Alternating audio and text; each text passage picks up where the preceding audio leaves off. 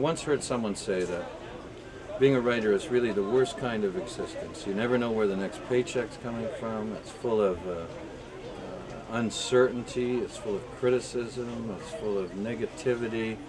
And the only reason writers, proceed is that they don't understand why anyone else bothers to get up in the morning. So it's just, I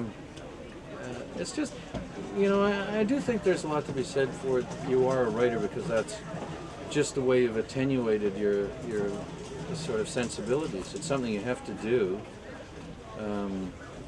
and I probably don't, and one probably shouldn't second guess and wonder about it, because if you had to think about why you do it or what it really contributed and stuff, you'd probably say, well, maybe I shouldn't bother.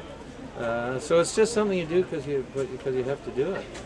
Each novel is a journey. I'm starting somewhere, and I know basically where I want to end up in the writing, but I know that it's going to require kind of an emotional journey to get there.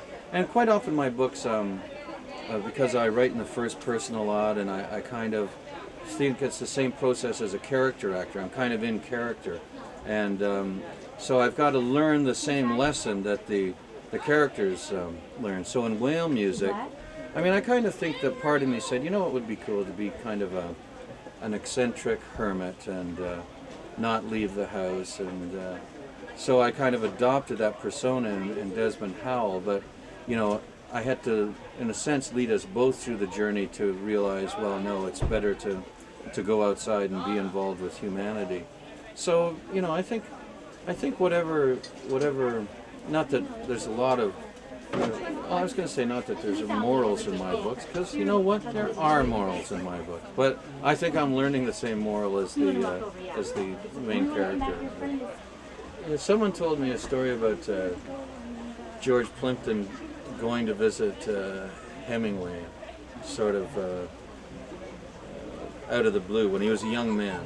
Hemingway's a big hero, and he went up to, I don't know where it was, but maybe in Key West or something, he went up, and he expected Hemingway to be very rude and repulsive, but Hemingway said, "Oh no, come on in," and they spent the whole day together talking and chatting, but Hemingway never said anything about writing, and Plimpton kept waiting for that to happen.